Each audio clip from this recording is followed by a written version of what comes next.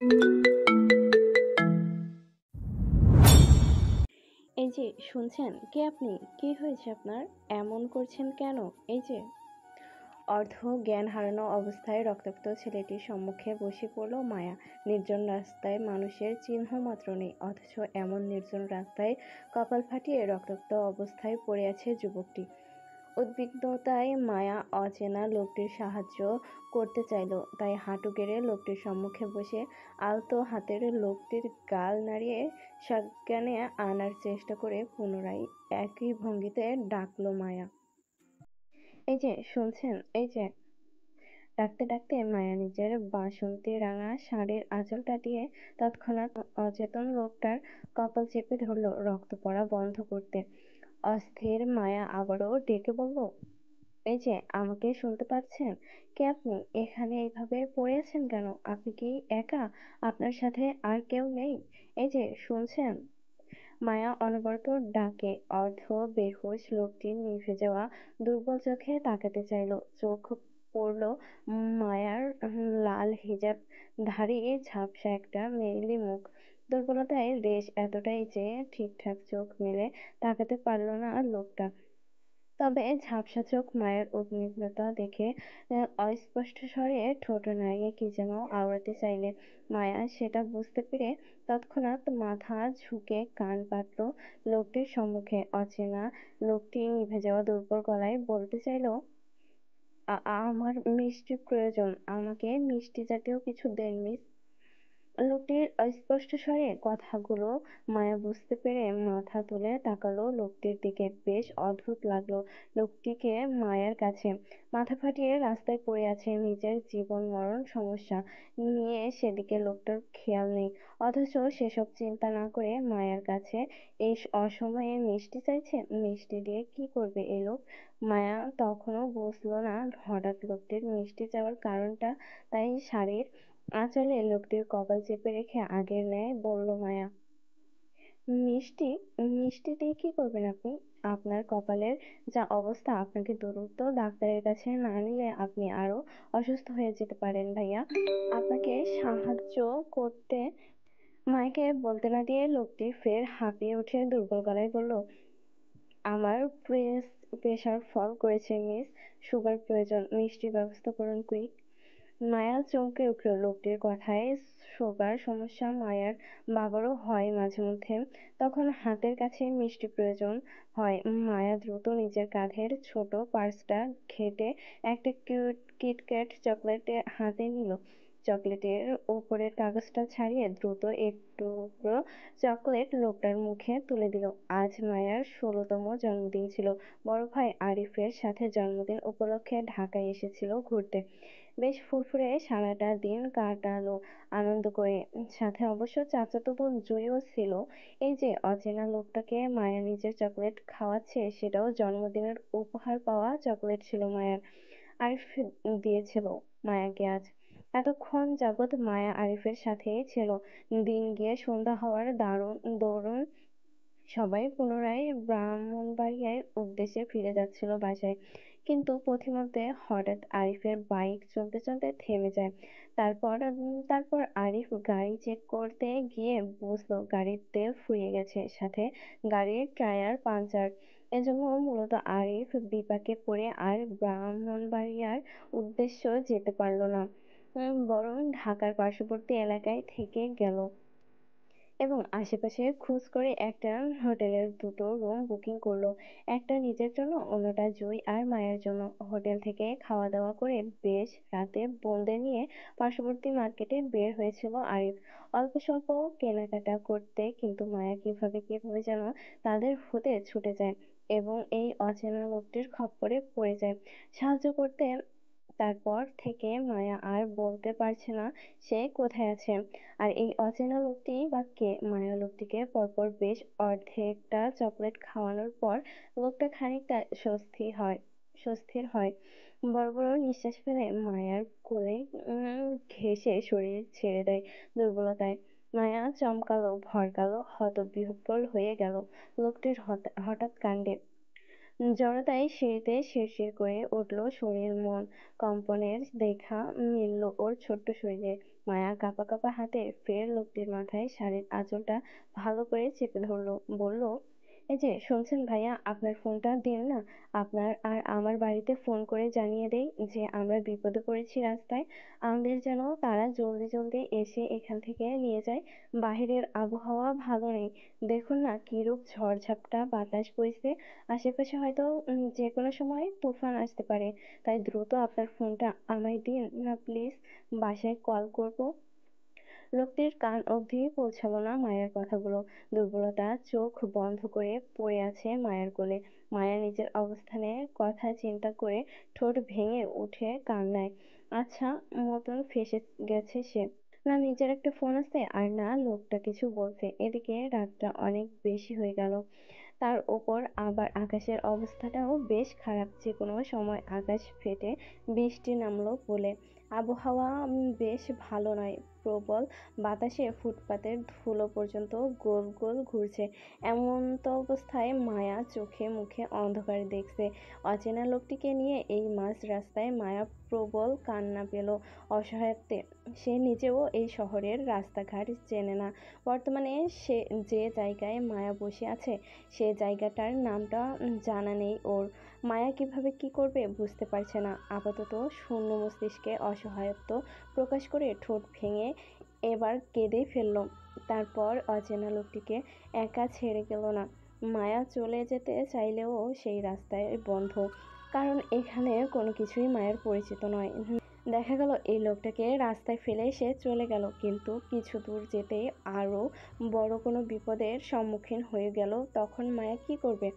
ভয়ের তো মায়া মুখে তুলে আশেপাশে পর্যবেক্ষণ করলো। আপাতত আশেপাশে কোনো মানুষের চিহ্ন পর্যন্ত দেখা যাচ্ছে না যে কারো কাছে থেকে সাহায্য চাইবে। ওহ, অসহায় মায়া লোকটির কাঁধ চেপে কোনো মতে ধরে বসাতে চাইলে দুর্বলতায় লোকটি ফের নেতিয়ে পড়ল মায়ের কাঁধের উপর, কপাল ঠেকিয়ে। অদ্ভুত শিহরণে মায়া কিশোর মন কেঁপে উঠল। কাঁপা কাঁপা হাতে মায়া লোকটির দুবাহু ধরে বলল, এই যে ভাইয়া, আমাকে শুনতে পাচ্ছেন? আপনার ফোনটা কোথায় বলুন না প্লিজ। তৎক্ষণাৎ শোনা গেল লোকটার মৃদু স্বরে ধ্বনি, দ্রুত কোনো সেফ জায়গায় চলুন মিস, নয়তো বিপদ আমাদের সন্নিকটে। এই এরিয়াটা ভালো নয়। ভয়ে মায়া হাঁসফাঁস করলো, মনে কিছু সাহস জুগিয়ে অচেনা লোকটিকে ধরে উঠাতে চাইল, কিন্তু বলিষ্ঠবান লোকটির ওজনের সঙ্গে পারল না মায়া। ধীমের হাঁপিয়ে উঠল লোকটিকে দাঁড়া করাতে গিয়ে। সেই সাথে উঠতে গিয়ে নিজের পায়ের পাতায় নিচে পড়ে শাড়ির কুচিগুলো খুলে গেল তরতর করে। আঁতকে উঠে তৎক্ষণাৎ মায়া বাম হাতে খুলে যাওয়া শাড়ির কুচিগুলো ধরে এলোমেলোভাবে পুনরায় কোমরে গুজালো। লোকটাকে ধরে দাঁড়া করাতে গিয়েও মায়া আরেক ঝামেলায় পড়ে গেল। যখন দেখলো মায়া হাইটে লোকটির কাঁধ সমান হলো তখন। তারপর আবার লোকটি ওজনও মায়ার সাধ্যের বাহিরে ছিল। এত বড় মানুষকে কিভাবে মায়া কাঁধে ভর দিয়ে সামনে এগোবে? যদি সে লোকটিকে পুরোপুরি লাগালি না পেল। অসহায় মায়া এবার বেশ ছুটে কান্না পেল। আর একটু লম্বা হলে কি এমন হতো? অন্তত লম্বা জোরে না হয় এই লোকটিকে এই মুহূর্তে ঠিকঠাক সাহায্য করতে পারত। মায়া ভাবনার মাঝে পুনরায় আটকে উঠল যখন বুঝতে পারল অচেনা লোকটি মায়ার কাঁধ চেপে নিজের ভর ফেলছে মায়ার উপর। লোকটি বেশ লম্বা হওয়ায় মায়ার দিকে অনেকটাই ঝুঁকে পড়তে হয়েছে তাকে। মায়া তরতর করে কেঁপে উঠে বাধা দিতে চাইলে বুঝতে পারল লোকটির অবস্থা আরও খারাপ হয়ে যাচ্ছে ক্রমাগত। লোকটা নিজের দুর্বলতায় ঠিকঠাক দাঁড়াতে পারছে না বলে মায়ার ওপর ওজন ছেড়ে দিচ্ছে ধীরে ধীরে। তাই এখন যদি মায়া দ্রুত এই ঝড়ঝাপটার মাঝে লোকটিকে নিয়ে সেফ কোনো জায়গায় না যায়, তাহলে আরও বিপদে পড়বে তারা দুজন। অচেনা লোকটি যে কোনো সময় জ্ঞান হারাতে পারে বলে মনে করছে মায়া। তাই নিজের কাঁধের ওপর লোকটির হাত চেপে ধরে সামনে এগোলো সে। লোকটার হাইট আর ওয়েট সামলাতে গিয়ে মায়া বারবার খেই হারিয়ে হোঁচট খেয়ে পড়তে গিয়েও নিজের ব্যালেন্স সামলিয়ে সামনে এগোয়। বেশ অনেকটা পথ এলোমেলো হাঁটার পর দেখা মিলল এক অর্ধবয়স্ক লোকের সাথে। দ্রুত পদে হাঁটছেন তিনি, কিন্তু ভাগ্যক্রমে দেখা মিলল মায়াদের সাথে। মায়া বেশ আকুতি মিনতি করে সাহায্য চাইল নিজের আর অচেনা লোকটির জন্য। বয়স্ক লোকটি প্রথমে অচেনা যুবক যুবতীর সাহায্য করতে মন বাঁধলেও মুখে কিছু বলল না মানবতার খাতিরে, বরং নিশ্চুপে এগিয়ে আসলো মায়াদের সাহায্য করতে। মায়ার কাঁধ থেকে অচেতন লোকটিকে নিজের কাঁধে তুলে নিয়ে এগোলো নিজের বাড়ির পর্যন্ত। মায়া তাদের পিছন পিছন গেল, কিন্তু বিপত্তি বাজল অর্ধবয়স্ক লোকটির বয়স্ক বৃদ্ধা বাবাকে নিয়ে। তিনি মায়ার আর রক্তাক্ত লোকটির অবস্থা দেখে বেঁকে বসলো, সাহায্য করতে দ্বিমত জানালো। ওনার ধারণা মায়া আর অচেনা লোকটি প্রেম যুগল এবং তারা পরিবারের চাপে পালিয়ে এসে হোটেল রুমে আশ্রয় নিয়ে আকাম করতে গিয়ে দুজন পুলিশের কাছে ধরা খেয়েছে। এরপর ছেলেটি পুলিশের হাতে মার খেয়ে দুজন আবারও পালিয়েছে এবং ওনার বাড়িতে এই মুহূর্তে আশ্রয় নিতে চাচ্ছে ওনার ছেলের মাধ্যমে। এমনটা ওনার চিন্তা ভাবনা। এদের ইতিমধ্যে চিন্তা ভাবনা অনুযায়ী মায়াকে এক ছুট কথা শুনিয়ে ফেলেছে এসব বিশ্লেষণ করে। অবশ্য বৃদ্ধা লোকটি এমন সব বিশ্লেষণ করার পেছনে যথেষ্ট কারণও আছে, আর সেটাও হলো মায়ের পরহিত এলোমেলো শাড়ি আর অচেতন যুবকটির ইন করা শার্ট প্যান্ট ভেতর থেকে বেরিয়ে আসার জন্য মূলত ওনার অপবিত্র ধারণা আসল মনে মায়াদের নিয়ে। বৃদ্ধা লোকটার কথায় মায়া কান্না করতে করতে নিজের দিকে তাকায়। অচেনা লোকটিকে নিয়ে টানাটানি করাতে মায়ের গায়ের শাড়িটা অগোছালো, সাথে সাথে রক্তের লাল দাগে ছড়িয়ে আছে সমস্ত শরীর জায়গায় জায়গায়।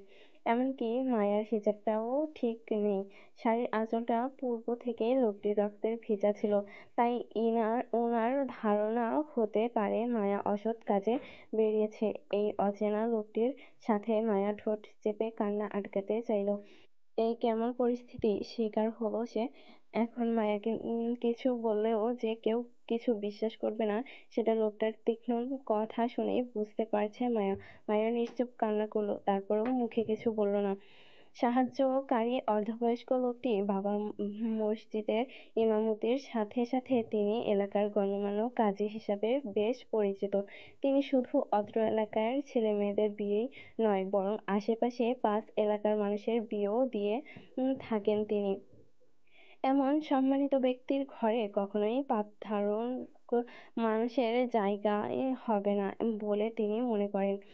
কিন্তু এই ঝড়-ঝাপটার রাতে এদের সাহায্য না করে বের করে দেওয়াটাও ঠিক হবে না। এতে আল্লাহ নারাজ হতে পারে। অসহায় মানুষের সাহায্য করা উনার ধর্মের শিক্ষা।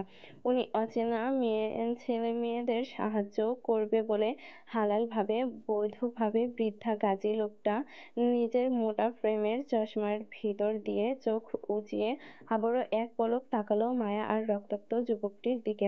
অন্ধকারের ঘোরে কারো চেহারায় স্পষ্ট হলো না ওনার কাছে, তবে অচেনা যুবকটিকে বেশ চেনা চেনা লাগলো ওনার কাছে। তিনি তীক্ষ্ণ দৃষ্টিতে যুবকটিকে আরো এক পলক দেখে নিয়ে নিজের ছেলেকে অনুমতি দিল সবাইকে নিয়ে ভিতরে যেতে। ওদের ভিতরে নিয়ে যাও হাফেজ। জি আব্বা। বাবার অনুমতি পেয়ে অচেতন যুবকটিকে নিয়ে ভিতরে গেল হাফেজ সাহেব। পিছন পিছন মায়াও গেল। যুবকটিকে ধরে বিছানায় শুইয়ে দিতেই পিত্তে চমকে উঠল হাফেজ সাহেব। আতঙ্কিত চোখে বিছানায় শয্যাশায়ী যুবকটির দেখে তৎক্ষণাৎ ঘাড় ঘুরিয়ে তাকালো মায়ের দিকে। মায়াকে উপর থেকে নিচ পর্যন্ত চোখ বুলিয়ে দেখে দ্রুত বের হয়ে গেল রুম থেকে নিশ্চুপে। মায়া হাসফাস করলো। হাফেজ সাহেব অদ্ভুত দৃষ্টিতে তিনি চলে যেতেই মায়া স্বস্তির হলো। ধীরে পায়ে এগিয়ে গেল যুবকটির কাছে। হালকা ঝুঁকে পড়লো যুবকটির অবস্থা চেক করতে। ছেলেটির নড়াচড়া না দেখে মায়া আস্তে করে বসলো লোকটির পাশে। কিছুই ভালো লাগছে না ওর। অচেনা জায়গায় অচেনা মানুষের সাথে বসে থেকে বিপদের ভয় হচ্ছে মনে। আবার না জানি কিসের মধ্যে পড়ে যায় ও। ভীতু মায়া কলিজার পর্যন্ত কাঁপছে, গলা শুকিয়ে কাঠ। মায়া মন্ত হয়ে ঠায় বসে রইল অচেতন লোকটির পাশে। কোথাও যাওয়ার জায়গায় নেই ওর। তাছাড়া এই বাড়ির হুজুর টাইপের লোকটার কথাও মায়ার ভালো লাগেনি। মায়াকে তখন কি সব ভুলভাল বলল। মায়া মোটেও বাজে মেয়ে নয়, এখনো অবধি প্রেম করেনি। কলেজে উঠে একটা প্রেম করবে ভেবে নিয়েছে ও, তবে পরিবারের বিরুদ্ধে যাবে না কখনো। নোংরামি তো ভুলেও না। মায়া দুহাতে মাথা চেপে বিছানার পাশে ঝুঁকে বসলো। আপাতত টেনশনে মাথা ফেটে যাচ্ছে নিজের ভাইয়ের সাথে কিভাবে যোগাযোগ করবে সেটা নিয়ে। মায়ের ভয়, ডর, টেনশন, আতঙ্ক সবকিছু বাড়িয়ে দিয়ে হাজির হলো কাজী মোল্লা ও তার ছেলে হাফেজ সাহেব। তাদের পিছন পিছন হালকা পাতলা গঠনের আরো একটা ছেলে প্রবেশ করলো বাসার গেঞ্জি গায়ে দিয়ে। চোখে মুখে ঘুম ঘুম ভাব তার। হয়তো ছেলেটিকে ঘুম থেকে ধরে এনেছে হাফেজ সাহেব। দেখে তো তাই মনে হলো মায়ার। কাজী মোল্লা সাহেব হাতে মোটা করে রেজিস্ট্রি খাতা বুকে চেপে মায়ের সম্মুখে দাঁড়ালো। এক পলক ঘৃণা ভরা দৃষ্টিতে মায়া ও বেহুশরত ছেলেটিকে দেখে নিয়ে দৃষ্টি সরিয়ে তাকালো হাফেজ সাহেবের দিকে। বাবার বিবশ দৃষ্টি মানে বুঝতেই নিজের ছেলেকে তাড়া দিয়ে বললেন হাফেজ সাহেব, সুমন যা তোর দাদার জন্য দ্রুত একটা চেয়ার নিয়ে আয়। বাবার কথা অনুযায়ী তাই করলো সুমন। চোখের পলকে পাশের ঘর থেকে চেয়ার এনে দিল কাজী মোল্লা সাহেবকে বসতে। কাজী সাহেব কোনো রকম ভনিতা ছাড়াই চেয়ার টেনে খাতা খুলে বসলো মায়ের সম্মুখে। শব্দ করে গলা খাঁকিয়ে মায়ের উদ্দেশ্যে হুমকি স্বরূপ বলল, মানুষের সাহায্য করা আমার ধর্ম, তাই বলে আমার কাছে পাপের জায়গা নেই। আমি এই জিনাকারীদের ঘৃণা করি। তোমরা অপবিত্র হয়ে আসছো আমার দুয়ারে, আমার ঘর পবিত্র ঘর অপবিত্র করছো। তাই আমি আল্লাহর নামে তোমাদের পবিত্র করতে চাই। কালিমা পড়িয়ে আমার কাছে মিথ্যার সুযোগ নেই। তোমাদের অবস্থায় বলে দিচ্ছে তোমরা নোংরামি করে পালিয়ে আসছো এখানে। আর এই মেয়ে, তুমি যে ছেলের সঙ্গ ধরে নিজের পরিবারকে ছেড়ে আসলে, সেই ছেলে তোমার কতটুকু আপন হবে সেটা তুমি কয়েকদিনের মাঝেই বুঝে যাবে আশা করছি। এই ছেলে যে কারো আপন না সেটা পুরা দেশ জানে। ক্ষমতার অহংকার যার রন্ধ্রে রন্ধ্রে, সে তোমাকে কতটুকু ভালো রাখবে আল্লাহ জানে।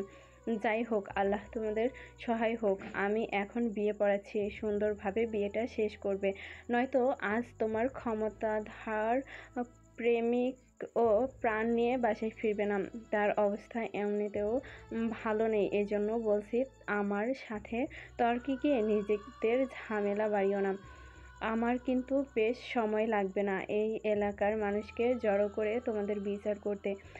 আমার তোমাদের নিয়ে মাথা ব্যথা নেই। আমার সমস্যা হলো পাপ করা নিয়ে।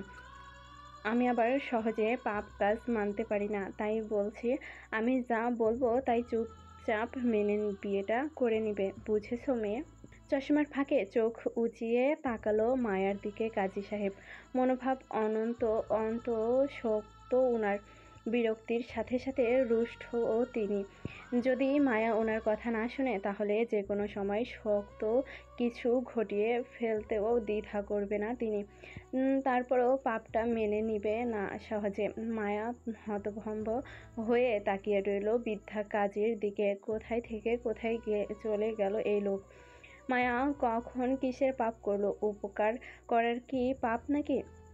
কারো উপকার করার তো নেকির কাজ। তাহলে মায়া পাপী হলো কিভাবে?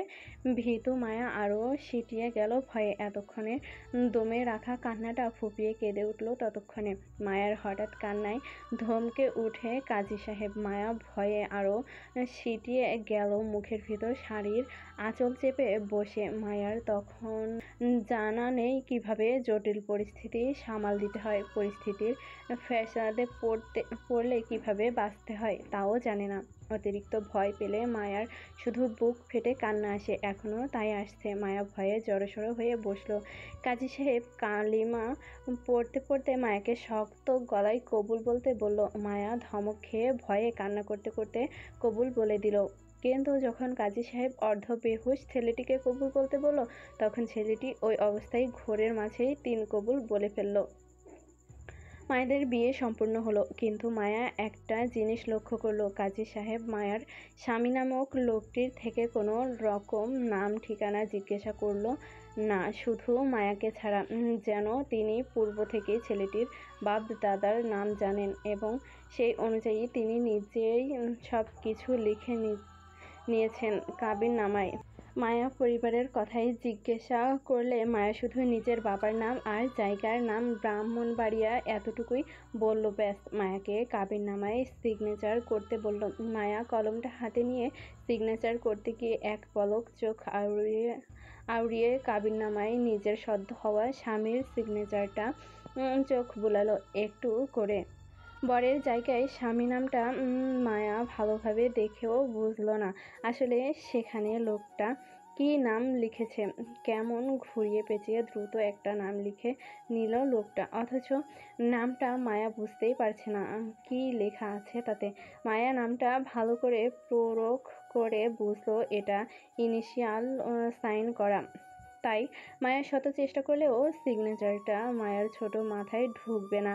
অসহায় মায়া সিগনেচার উপর এক নজর বুলিয়ে চোখ ভর্তি জল নিয়ে তাকালো অর্ধবেহুশ স্বামীর দিকে। সেদিকে এক পলক তাকিয়ে কাঁপা কাঁপা হাতে সেও কাবিননামায় সিগনেচারটা করে বিয়েটা সম্পূর্ণ করতেই কাজী সাহেব উঠে দাঁড়ালো, খাতাপত্র গুছিয়ে এক পলক মায়াকে দেখে নিজের ছেলে ও নাতিকে নিয়ে রুম থেকে বের হয়ে যেতে যেতে নিজের বউকে ডাক ছেড়ে বলে গেল মায়াদের কিছু খাওয়ার জন্য। রাতের প্রায় শেষ প্রহর, হাতের মুঠোয় বাটন ফোনটি চেপে বিষণ্ণ ভগ্ন হৃদয় নিয়ে অন্ধকারাচ্ছন্ন খোলা আকাশের দিকে তাকিয়ে আছে টিন শেডের জানালা দিয়ে মায়া। ওর ছোট মনের আকাশে আজ ভীষণ মেঘ জমেছে।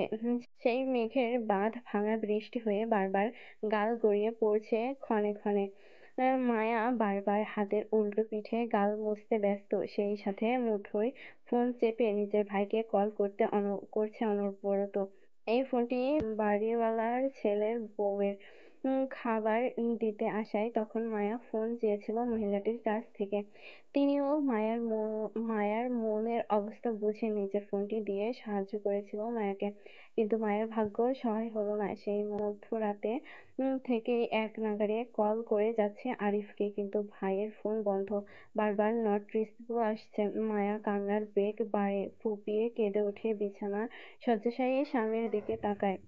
নাম দাম পরিচয় কিচ্ছু জানে না মায়া, অথচ এ লোক নাকি মায়ের স্বামী। ভাগ্যের কি পরিহাস! তাছাড়া এখন মায়া পালিয়ে গেলে ইহজীবনে এই লোকের সাথে মায়ার আর দেখা হবে কিনা তাও সন্দেহ। দেখা না হওয়াটা 100% নিশ্চিত। এই লোকটা হয়তো নিজেও জানে না মায়া এই লোকের বউ, জানবে বা কিভাবে? লোকটা সজ্ঞান থাকলে তো জানবে নাকি? সে তো অজ্ঞানরত বেহুশ অবস্থায় মায়াকে বিয়েটা করলো। মায়ের মতো করেও সেও মায়ের নাম ঠিকানা জানে না। এমনকি মায়াকে হয়তো চোখের দেখাটা পর্যন্ত দেখেনি সে। হুঁশ ফেরার পর এই লোককে মায়া কি বলবে? বলার মতো কি আদৌ কিছু আছে মায়ের কাছে? বিয়ের বিষয়টা জানতে পেরে যদি লোকটা উঠে মায়ের সাথে খারাপ আচরণ করে, তখন কি করবে মায়া? ভয়ার্ত মায়া আরো ভয়ার্ত হলো। চুপিসারে এখান থেকে পালিয়ে যাওয়ার পায়তারা করলো।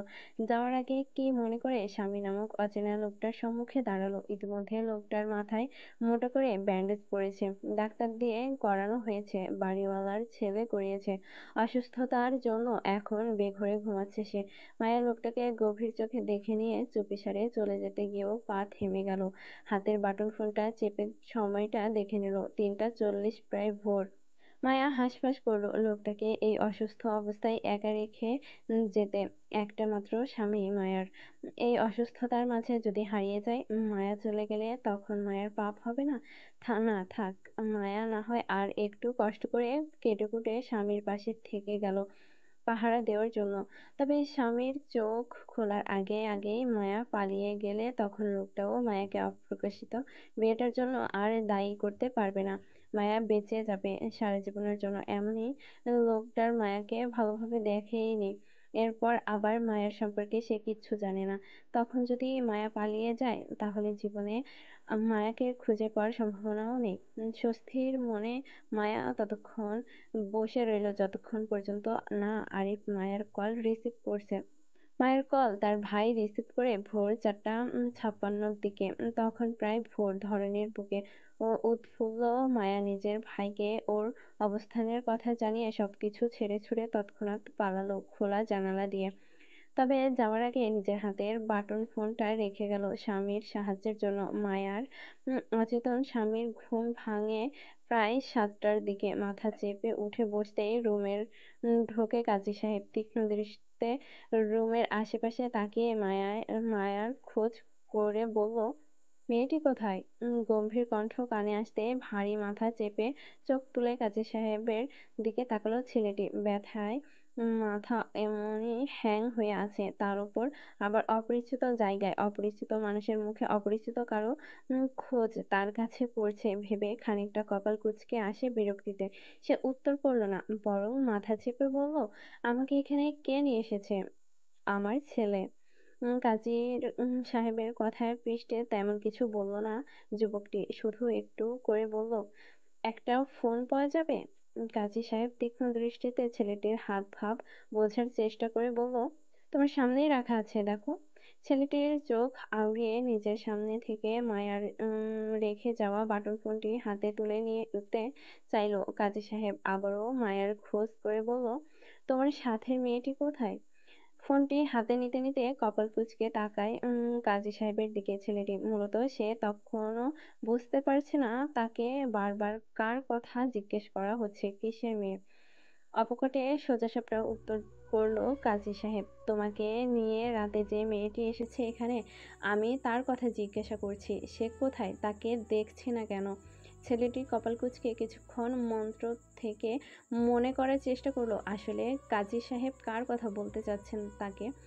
কয়েক সেকেন্ড মধ্যে স্মরণে আসলো একটা ঝাপসা লাল হিজাবধারী মেয়েটির মেয়েলি মুখ। রাস্তায় দেখা হয়েছিল মেয়েটার সাথে তার। দুর্বলতা ঠিকঠাক মেয়েটার ফেসটা পর্যন্ত দেখা হয়নি তার। এরপর থেকে সে নিজের হুঁশে ছিল না বলতে গেলে। অথচ এখন সকাল হতে না হতেই সেই মেয়ের খোঁজ তার কাছে করছে। অদ্ভুত তো, যে মেয়েকে দেখেনি জীবনে সেই মেয়ের খোঁজ কিভাবে দিবে সে? বিষয়টি সে তেমন একটা আমলে না নিয়েই স্বাভাবিক ভঙ্গিতে বাটন ফোনে নাম্বার টাইপিং করতে করতে অকপটে উত্তর করলো, আমি জানি না সে কোথায়। তুমি জানো না মানে? যুবকটি বাটন ফোনে টাইপ করে কাউকে মেসেজ পাঠিয়ে দুর্বল শরীরে উঠে দাঁড়ালো। আপাতত নিজের গন্তব্যের জন্য বের হবে সে। এখানে আর এক মুহূর্তে নয়। কিন্তু কাজী সাহেবের বরাবর তীক্ষ্ণ দৃষ্টি এড়িয়ে পকেটে দুহাত গোছাতে গোছাতে বলল, আপাতত বলতে পারছি না আপনার অনুসন্ধানকৃত মেয়েটি কোথায়, আর না তার খোঁজ নিতে ইচ্ছুক। আমি চলে যাচ্ছি, আমাকে সাহায্য করার জন্য ধন্যবাদ। যুবকের কথায় খানিকটা তেতে উঠে কাজী সাহেব। তিনি চিনেন এই পাষাণ ছেলেকে। খান পরিবারের নিহাল চৌধুরী একমাত্র ছেলে আব্রাহাম রীত খান। রাগী আর উগ্র চলাফেরার জন্য বেশ বদনাম। ক্ষমতার জোরে মাটিতে পা পড়ে না তার। তবে মেয়েলি বাজে বিষয়ে কখনো খান পরিবারের কাউকে জড়াতে শুনেনি কখনো। এমনকি এই রীত খানকে কখনো কোনো মেয়েকে নিয়ে জড়িয়ে বাজে কিছু বদনাম শোনা যায়নি কখনো। তিনি মনে করে খান বাড়ির মানুষজন আর যেমনই হোক না কেন তাদের বাড়ির বউরা অন্তত মর্যাদা নিয়ে চলেন সমাজে। হয়তো এই ছেলের ক্ষেত্রেও তাই হবে, বউকে সম্মান দিবে। কিন্তু এই ছেলে সকাল হতে না হতেই রাতে বিয়ে করা বউকে অস্বীকার করছে। কাজী সাহেব অন্তত রুষ্ট গলায় হৃদের উদ্দেশ্যে বলল, মেয়েটি তোমার বউ, স্বামী হয়ে তার খোঁজ রাখা তোমার দায়িত্ব। তাছাড়া মেয়েটা বেশ ছোট, দুনিয়ার সম্পর্কে তার ধারণা নাই থাকতে পারে। এজন্য বলছি, স্বামী হয়ে তার খেয়াল রাখা তোমার উচিত। কপাল কুঁচকে কাজী সাহেবের দিকে তাকিয়ে থাকলো হৃদ। একটা অচেনা মেয়ে তার বউ হয় কিভাবে? হৃদ ভাবল হয়তো রাতে হৃদের সাথে মেয়েটি দেখে হয়তো কাজী সাহেব উল্টো ভেবে নিয়েছে যে মেয়েটি তার বউ হতে পারে। হৃদ কাজী সাহেবের ভুল ধারণা ভাঙার চেষ্টা করল না। এত বেশি কথা সে কারো সাথে বলার প্রয়োজন মনে করে না। তার এখানে কোনো কাজ নেই, বিদায় তার চলে যাওয়ার উচিত মনে করে কাজী সাহেবকে পাশ কাটিয়ে চলে যেতে চাইলে তৎক্ষণাৎ কাজী সাহেব হৃদকে আটকিয়ে পকেট থেকে দুজনের কাবিননামার একটা কাগজ নিয়ে হৃদের হাতে ধরিয়ে দিয়ে তিনিও নিশ্চুপ রুম ত্যাগ করল। হৃদ কপাল কুঁচকে হাতের কাগজটির দিকে তাকাতেই এক আকাশ সমান বিস্মিত পড়ে গেল যখন দেখল বরের জায়গায় তার নিজস্ব সিগনেচার করা। হৃদ খানিকটা চমকানো সাথে সাথে বিরক্ত বোধ করলো। এমন হুটহাট অপ্রকাশিত বিয়ের জন্য হাতের কাবিননামাটার তীক্ষ্ণ দৃষ্টিতে চোখ বুলিয়ে বইয়ের নামটা দেখে নিল। সেখানে আনাড়ি হাতে এলো তো বরে ভাবে লেখা রিক্তা ইসলাম মায়া। হৃদ বুঝতে পারল তার অচেনা বউয়ের নাম রিক্তা ইসলাম মায়া।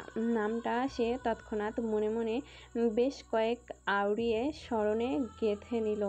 তবে বউয়ের আনাড়ি হাতের লেখা দেখে হৃদের কপালে কুঞ্চিত ভাঁজ আরও গাঢ় হয়। তাকে কোনো নাবালিকা প্রাইমারি বাচ্চার সাথে বিয়ে দিয়ে দেয়নি তো তারা? সদ্য বিয়ে হওয়া বউয়ের সম্পর্কে কৌতূহল জাগতে গিয়েও আকর্ষণ হারিয়ে ফেলল হৃদ। আবেগী হয়ে গা ভাসাবার মানুষ সে নয়, তাই বউ সম্পর্কে জানার আর আগ্রহ রইল না। হাতের কাবিননামাটা বেখেয়ালিভাবে সেখানেই ফেলে দিল হৃদ। সাথে নেওয়ার প্রয়োজন বোধ করল না, আর না মায়ার খোঁজ করতে চাইল। উদাসীন হৃদ কর্মক্ষেত্রে গিয়ে নিজের বিয়েটাকে ভুলে গেল। বিয়ের মতন পবিত্র সম্পর্কটা ভুলে দুজন সামনে এগোতে চাইল। হলো তাই। দুজনের কারো মাঝে তাদের বিয়েটা নিয়ে মাতামাতির দেখা গেল না। এমনকি সেদিনের পর আজ পর্যন্ত কেউই এই অপ্রকাশিত বিয়েটা নিয়ে কারো সামনে মুখ পর্যন্ত খোলেনি। হৃদ কারো কাছে বলার প্রয়োজন মনে করেনি, আর মায়া পরিবারের ভয়ে কাউকে কিছু বলছে না। ভাগ্যের ফেরে এক হওয়ার মানুষের দুটি পুনরায় সম্মুখে দাঁড়াবে কিনা তাও জানা নেই।